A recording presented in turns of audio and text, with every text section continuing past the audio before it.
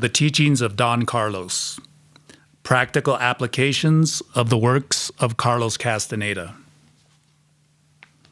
Special note to the reader. This book is a reference work and as such is intended solely for use as a source of general information and not for application to any individual case. The exercises in this book have been taught in workshops by the author. Some of them involve the potential of physical risk, such as number 73, Alpinism Arboreal, and number 75, Burial of the Warrior. And they were intended to be experienced in groups conducted by experienced practitioners. Individuals need to be in adequate physical condition, as determined by a physician, to practice some of the more rigorous exercises, such as the ones detailed above. Any and all difficulties or injuries that occur in the practical application of this material are solely the responsibility of the individual, or are the responsibility of practitioners using such exercises in the group sessions. Also, please note that this book is entirely written by Victor Sanchez. Carlos Castaneda has neither participated in writing this work nor has endorsed the views expressed herein.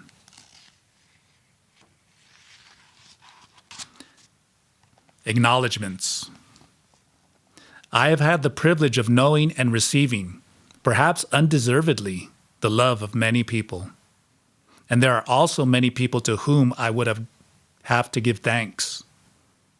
If I were to list all of those who in one way or another have contributed or participated in the experiences that led to the publication of this work, there probably would not be enough pages in this book to include them all. I wish, nevertheless, to publicly thank some of those beings who have had the greatest influence on this facet of my efforts. To the mountains, the trees, and the gray whales who gave to me secrets of harmony and power while allowing me to know a type of communication beyond the agreements and disagreements in the world of humans. To the indigenous peoples who accepted me into their world as a fellow human being. To the women who, besides giving me life, taught me the first song of love I ever knew, and whose melody continues to this day to beautify my world. To the participants in the work groups who made possible the generation of so much magic, which we all shared together. To Tyr, for all these years of love and growth. To my father, for his intransigence during a lifetime of battling against mediocrity. And of course, to Carlos Castaneda, for pointing out to us a doorway and giving us a key through the publication of the most amazing books of our time. Victor Sanchez. Introduction. About the author. The book you hold in your hands is the result of my walking many steps over the earth, driven by curiosity and the wish to live a life different from those I had observed since infancy. Lives that seem to reflect only the gray color of the unhappy repetitions of normal people. The curiosity brought me to witness unsuspected corners of our earth, to merge myself with nature through joy and unusual efforts. It brought me to discard the old structure of my life through my encounters with the others, who were both indigenous, Nahuas, and Huicholes, as well as the explorers of insanity. The participants in my encounter groups, those loyal dogs with whom I have shared much of my life, the great whales who allowed me to share their world, and my closest loved ones. I look back, and each step, each instant, brings me a feeling born in the heat of my search for freedom and for my unknown face. My search took me first to the place of my origin. I trod many paths over this Mexican land that has sheltered and nurtured me in her bosom. As I walked over her soil, she received me, revealing to me many secrets. She brought me into contact with those who lived closest to her, the indigenous peoples from the steep Sierras of central Mexico, bearers of a knowledge that could rescue us from our perennial troubles, or rescue any one individual for that matter. Among the Nahuas of that remote solitude, I left behind my name and my history, letting go of who I once was, and was reborn in the din of my encounter with the otherness. As a man of my time, I decided to study anthropology, to equip myself with the necessary tools that would assist me in constructing a bridge between my native society and the magical world of the Indians. Working with anthropologists, I discovered they were too interested in transforming the Indians, teaching ethnocentric ideas such as progress, nationality, awareness of social class, to facilitate communication between them and us. These anthropologists are similar to the conquistadors during the 16th century in their lust for conquest, and the clergy in their desire to convert the native populations to Christianity. Disillusioned, I invented what I call anti-anthropology, following the example of those psychiatrists who invented anti-psychiatry to tear down the obstacles placed by traditional psychiatry for fear of encountering the otherness of people regarded as clinically insane. So, I turned anthropology around, stood it on its head, so to speak. I approached the otherness of the Indians, not to transform them, but to transform myself, to encounter my unknown face by submerging myself in what was to me an alien view of reality.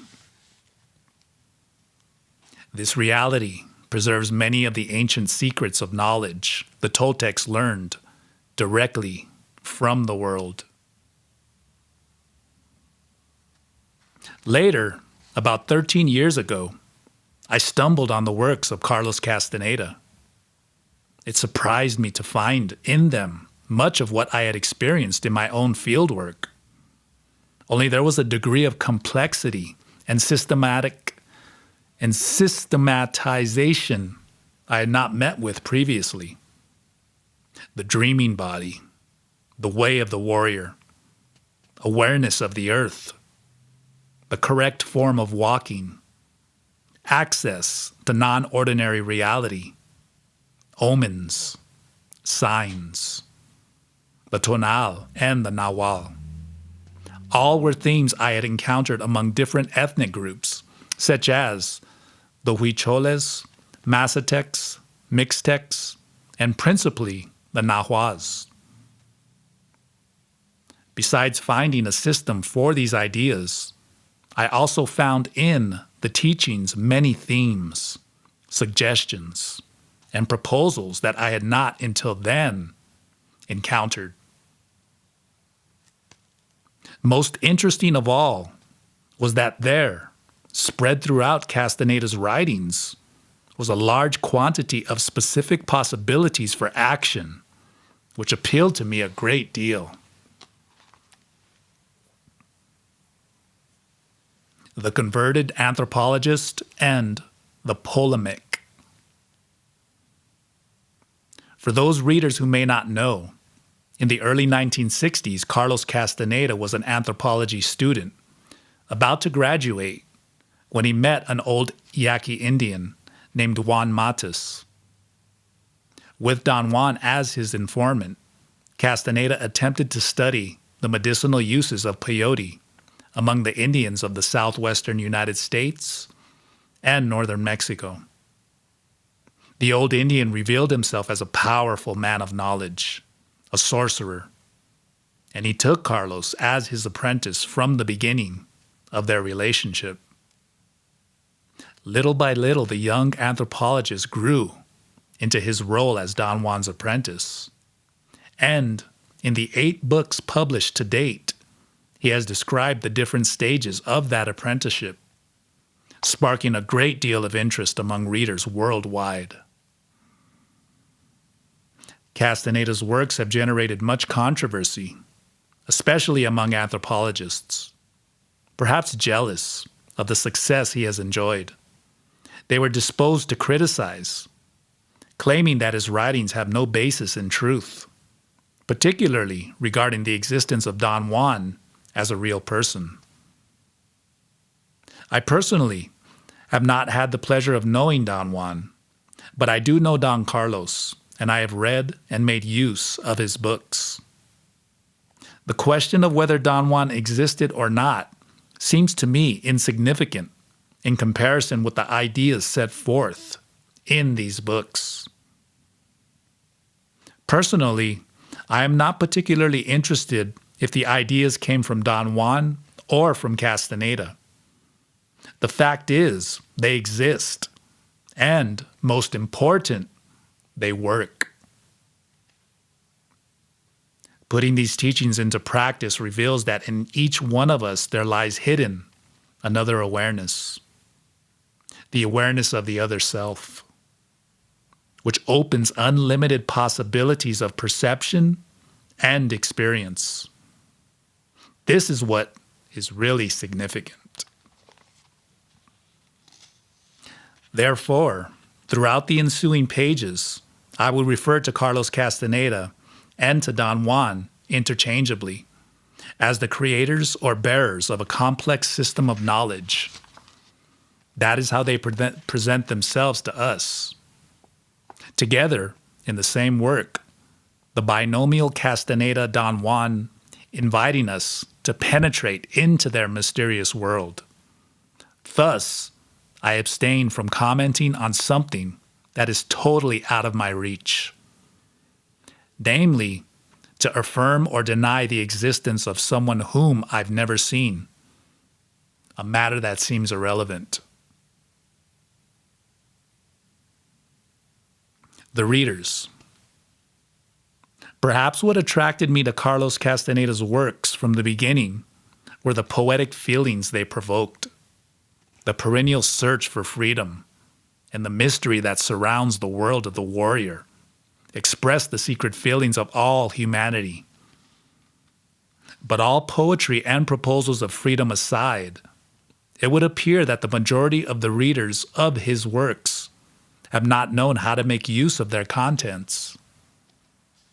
Among his readers are commonly found those who consider his books as amusing literary fiction, regarding them as nothing more than an entertainment. The obsessive intellectual will usually discard them as simple fiction and rate them worthless as to literary value. And for not so mysterious reasons, there are those fanatic intellectuals who seem to feel bothered by the writings of Castaneda, and above all, by the irreverent Don Juan, who was always so ready to make a mockery of intellectual pursuits. Could this be why they tend to reject Castaneda's writings? Perhaps. At any rate, it is true that intellectual types in general do not read Castaneda, although there are a good many, especially in academic circles, who read him covertly.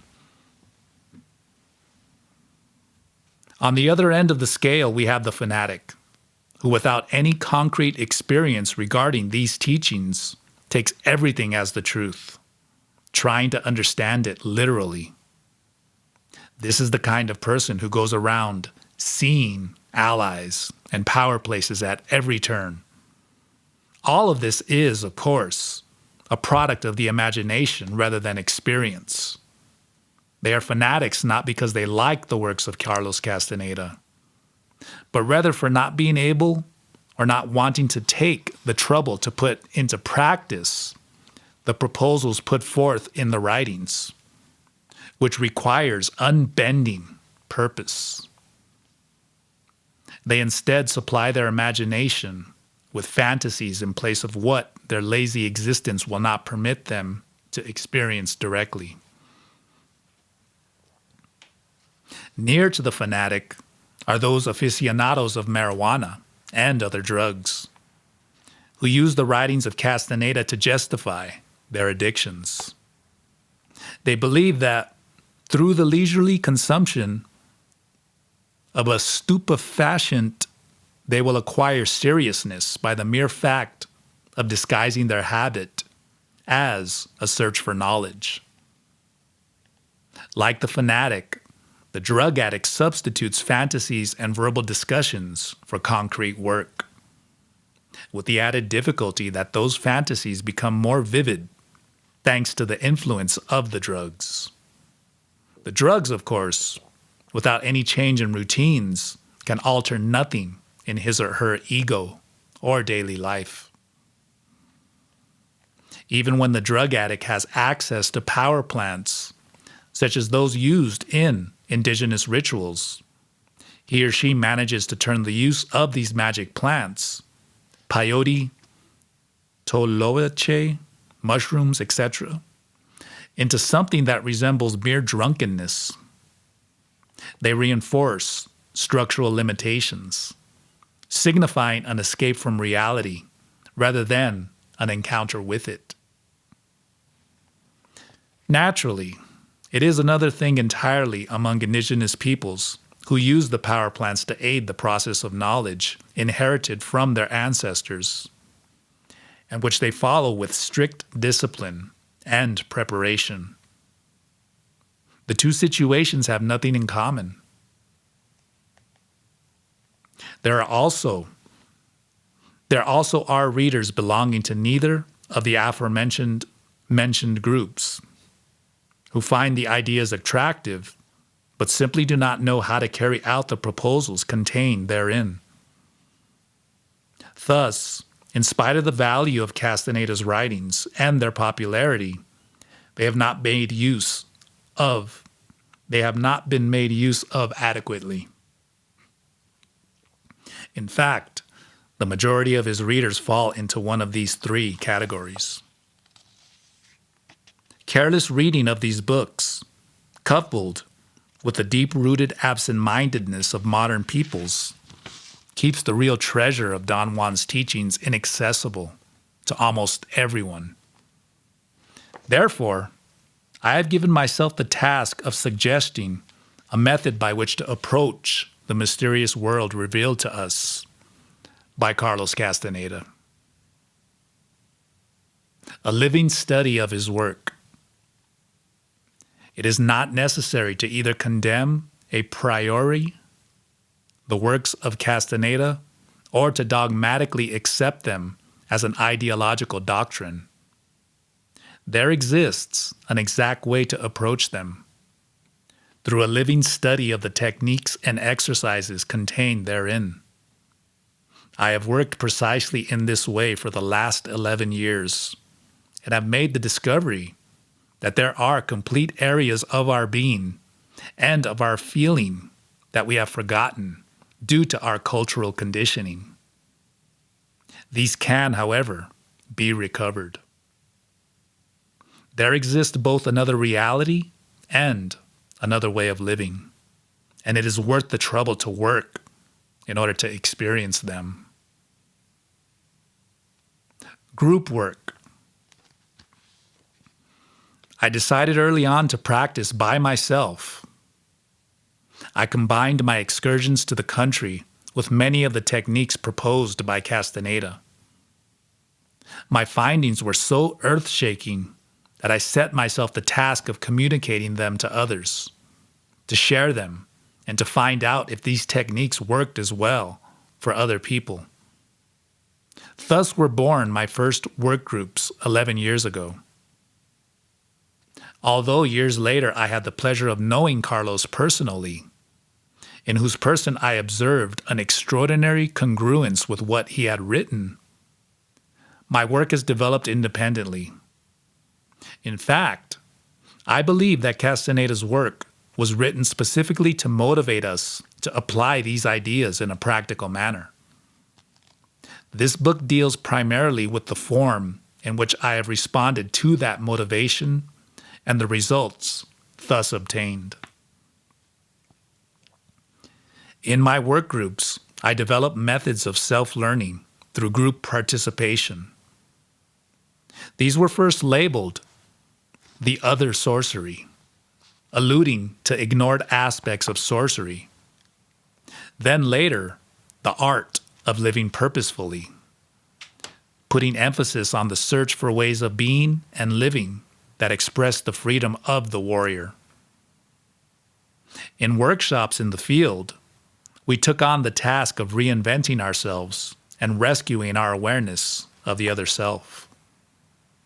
Techniques developed from Castaneda's works were put into practice, as well as those born of my own experience with the Indians.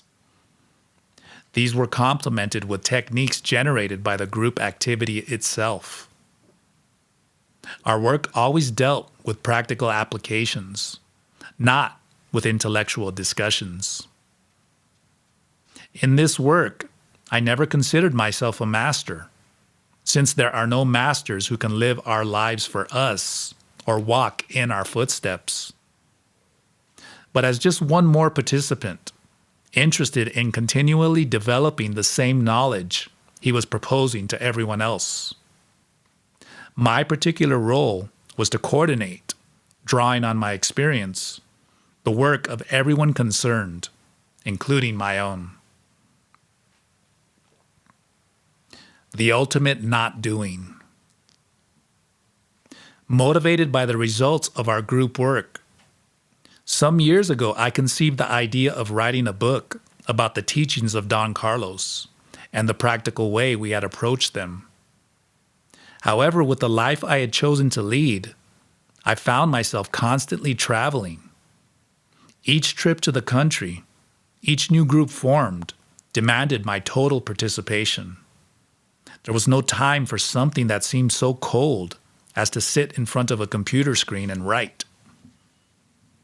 On the other hand, for a man of my nature, always inclined toward action, climbing mountains, hiking through jungles and deserts, diving in the ocean, or exploring caves, to sit still for hours and write represented the ultimate not doing that would demand that I go beyond my limits.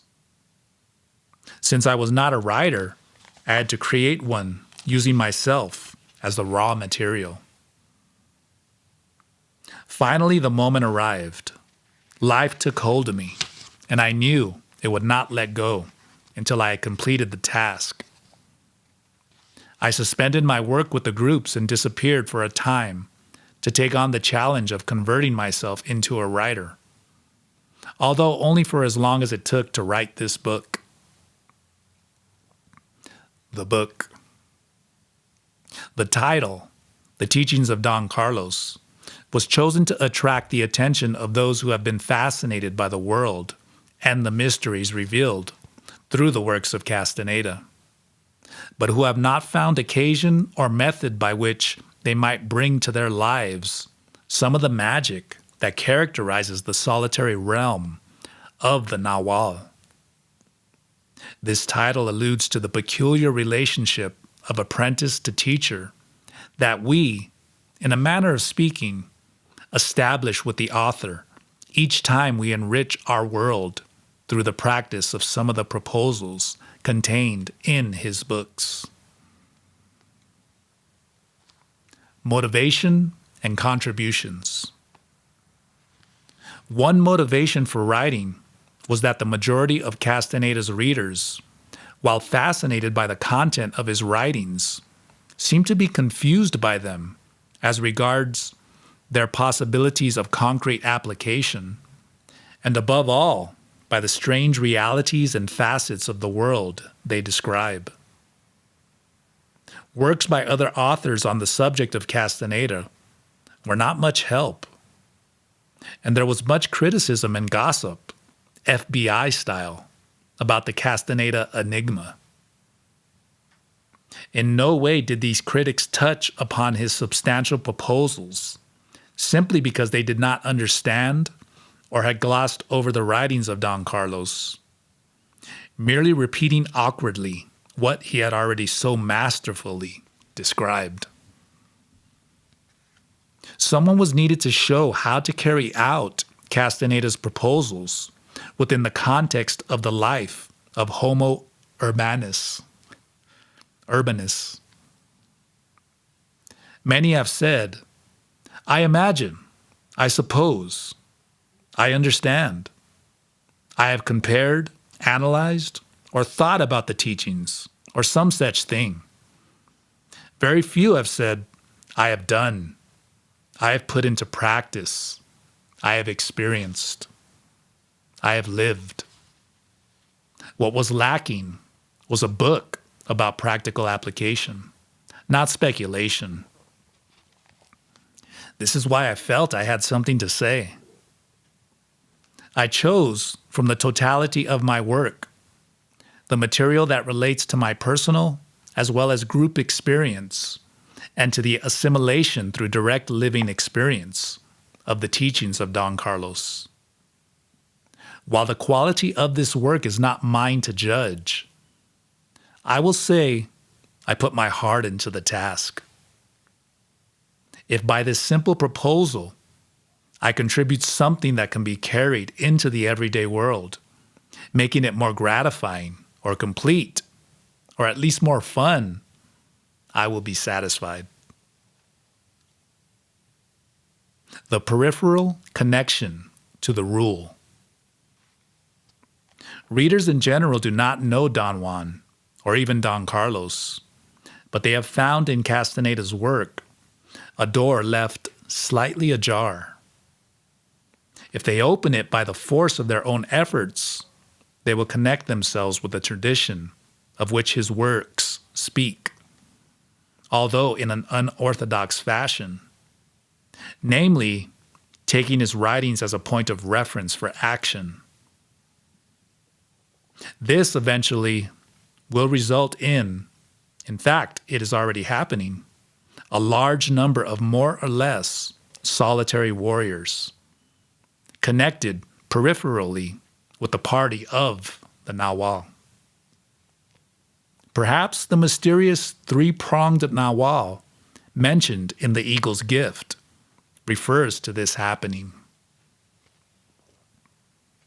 Independent of this, however, the possibilities proposed in work such as Castaneda's are of concern to everyone because they relate to unexplored facets of awareness that are present in every one of us. Freedom and knowledge as personal responsibility. One of the fundamental proposals of my work is that we each can give ourselves the task of rescuing our unknown possibilities of awareness without the specific presence of someone else to help us achieve it. In our own beings, there already exists the tools necessary.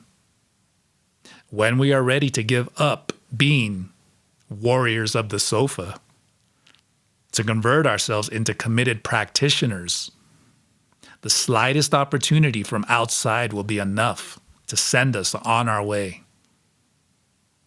This will come sooner or later in the form of a sorcerer, a book, a work group, or anything else providing the needed impetus. But ultimately, what counts are the individual efforts each person is willing to make. I think what was said about the rescue of our unknown possibilities can be applied to the search for freedom as well. Freedom, however, cannot come from outside, since in reality, it is strictly a personal responsibility, I speak of a freedom that we can conceive or intuit without necessarily understanding it within the context of our own life. A liberal or fantasy vision of freedom has the disadvantage of being so perfect and extraneous that we would have no way of approaching it. Therefore, we remain passive in the face of the limitations of our everyday existence.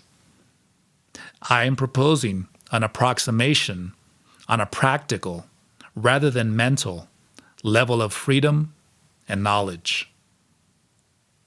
For me, the knowledge displayed by any human being expresses itself in his or her way of living, not in words. Working without a teacher. In The Power of Silence, Don Juan explains that we can follow the path of knowledge and the return to the spirit by our own efforts, carrying out simple actions to save the necessary energy to move the assemblage point. The terms movement of the assemblage point and saving energy, as well as their practical application, will be explained throughout this work. Don Juan put it this way: our difficulty with this simple progression is that most of us are unwilling to accept that we need so little to get on with. We are geared to expect instruction, teaching, guides, masters. And when we are told that we need no one, we don't believe it. We become nervous, then distrustful, and finally angry and disappointed. If we need help, it is not in methods, but in emphasis. If someone makes us aware that we need to curtail our self-importance, that help is real. Sorcerers say we should need no one to convince us that the world is infinitely more complex than our wildest fantasies. So why are we dependent? Why do we crave someone to guide us when we can do it ourselves?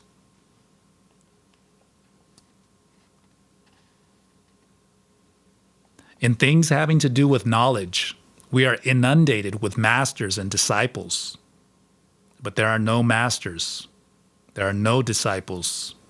There are people who are going to die.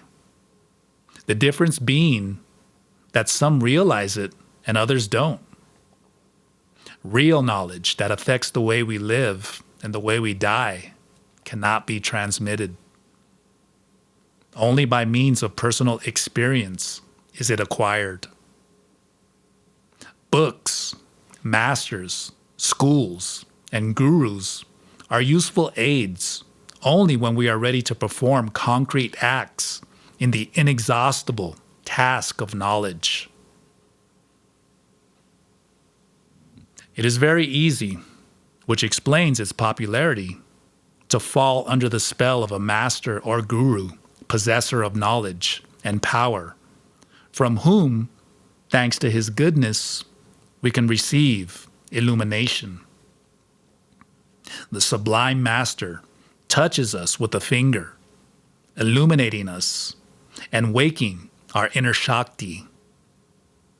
These illusions serve, especially in the West, to satisfy the artificial needs of enraptured beings too weak to conceive of the possibility of escaping from their miserable situation by the force of their own efforts. Always, there is someone else who will save us, who will guide us. As children, it was mother and father.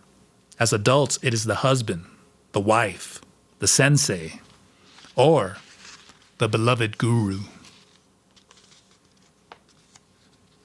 In one way or another, self-deprecation takes control. I am too weak. I can't do it alone. I need someone to guide me.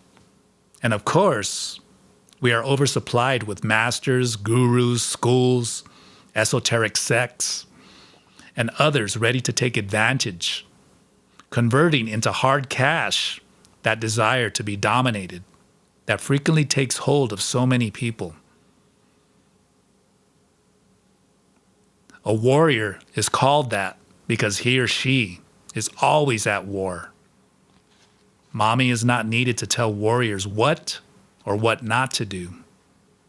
Warriors take responsibility as the guide in their lives, and they are the force that moves them down their path toward knowledge, sure of their steps and their actions. As Don Juan said, a warrior is impeccable when he trusts his personal power, regardless of whether it is small or enormous. If a person is responsible, the books, schools, or masters can then serve as useful aids. Their suggestions can be used as guides for action. However, it will be the solid terrain of facts that will determine whether such suggestions are personally useful or not. In my work with groups, I don't ask that people believe in my words. There has been too much of that. We believed too much until we die without having known that life was spent waging battles that were not ours to begin with. Instead of belief, we need action. What I believe is not important. What matters is what I can do, live, create. Everything having to do with the concrete, not with fantasy. The Indexes of Knowledge. The books of Carlos Castaneda, which to me have been so very useful, and this work that I hope will be useful to someone else, do not contain knowledge. They refer to knowledge, but they are not the knowledge itself. As Castaneda himself told me on one occasion, in those damn books, referring to his own works, one will not find knowledge. They are merely indexes. You yourself must be capable of putting into practice the proposals contained therein in order to understand what these indexes indicate. You have to walk on your own 2 feet, in the direction they point, to corroborate for yourself and to experience the knowledge to which they refer. This still seems to me to be very appropriate, to be a very appropriate way to utilize books, masters, and schools, especially if these masters, books, and schools are sincere. In the same way, I suggest to interested readers, don't believe or disbelieve what I say in this book. Try putting into practice its proposals, which is the only authentic way to know the freedom, power, and knowledge to which I so often refer. Realities and Tales of Power. The material in this book does not attempt to embrace the entire content of Castaneda's writings for the simple reason that many parts of his work remain mysterious to me. My purpose here is not to discuss what I have imagined or what others have told me. Rather, I have related only that which I have lived through my own experience. Except for the first chapter, which presents a summary of the Don Juanist vision of reality, the bulk of this book deals with techniques I have practiced and whose results I have corroborated. I neither affirm nor deny those parts of his work that remain mysterious to me, because I believe the affirmation or negation of the unknown equally erroneous and presumptuous. The way to deal with the mysterious is suggested to us by Don Juan himself when he speaks of tales of power. The majority of the themes touched upon in this work were, for me, in the beginning, nothing more than tales of power. They simply made me curious. Working with them and experiencing them has converted them into realities of power for me. It was not a matter of belief, but one of acting and corroborating. This method I recommend for anyone interested in similar mysteries. Neither believe nor deny anything, but let these incredible tales of power remain thus until, through experience, they become reality. In the same way, I do not claim that my way of approaching and understanding Castaneda's ideas is the ultimate truth, reflecting unequivocally his meaning in every instance. The present volume is nothing more than a testimony to the particular way in which I approached the experience, what I found and how I used it. With my results, I do not attempt to establish a unique truth, although I think they are consistent enough to make them worth the reader's trouble.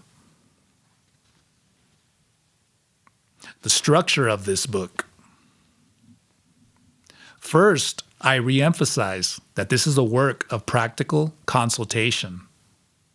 Its principal part is composed of techniques for the concrete practice of each one of the themes that make it up.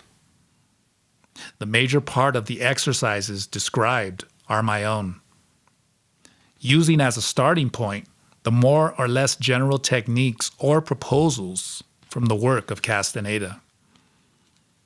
I have tried not to repeat those exercises that are explained in the original work, except those that lack sufficient detail to be carried out practically. There is no point in repeating words when the reader can consult Castaneda's work directly. Nevertheless, to facilitate consulting and locating the techniques in such a case, in the appendix, there is a glossary classification of techniques, including the page number where they can be found in each book. In general, I have avoided reproducing work material that did not contain some novel contribution. Exceptions are the more detailed explanations of exercises that were imprecise in the original work, and the variations or adaptations of these exercises to permit their execution in a context distinct from the original work and closer to that of the average reader. In many cases, the exercises originated from techniques that I learned among the Indians, or are free adaptations that may appear to have little to do with those found in the works of Castaneda. The latter were included, in spite of differences in external form, because they contain the same sustaining principles of Don Juanist thinking and tend to produce similar results. All the exercises have as their general aim to make possible the movement of the assemblage point.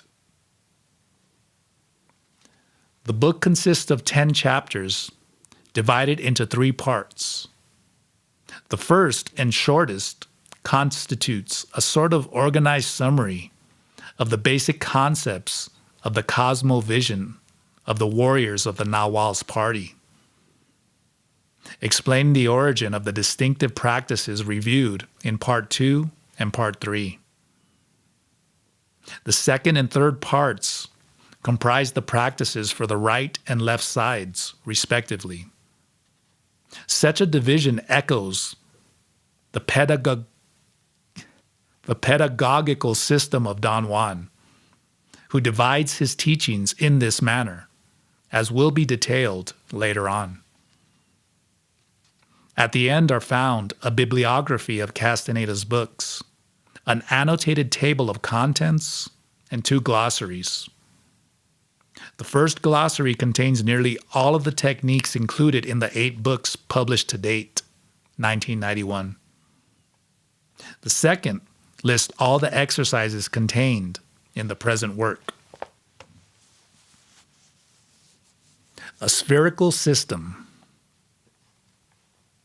Since the Don Juanist system is absolutely not linear, but rather spherical, all of its parts are interrelated, and each one leads to all the rest. It is not possible to define with precision an exact order in which to practice the techniques. As you will see, in many cases, it is difficult to establish an exact dividing line between the different themes and exercises. One exercise will often involve aspects classified in different sections. For example, a walk of attention is properly an exercise of attention, but it also serves to stop the internal dialogue, has to do with corporal awareness, and so forth. Therefore, this book can be read in any order, or the reader can go directly to the topic of interest without having read the preceding chapters. I do, however, recommend reading the entire work in order, since it is arranged in a certain way that will help a little to facilitate the process of self-learning. As this is a work of practical consultation, it is evident that a simple reading of it without carrying out the exercises will not be sufficient for assimilating the knowledge it proposes.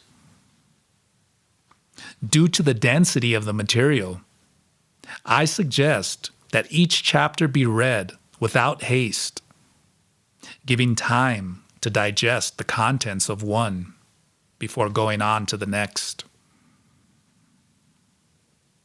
I tend to use, without distinguishing among them, certain words such as sorcerer, person of knowledge, seer, warrior, in a way that might be expressed as people like Don Juan or the warriors of his group.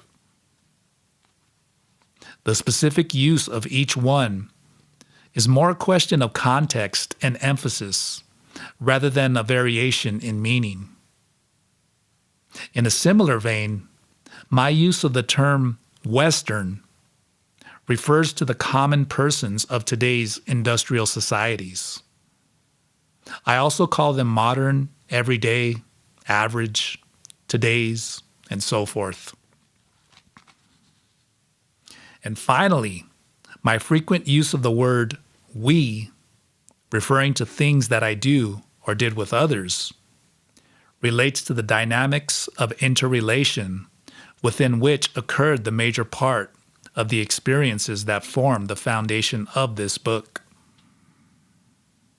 The efforts of many people have come together, whether deliberately or not, in attaining each one of the steps that have brought me to this point.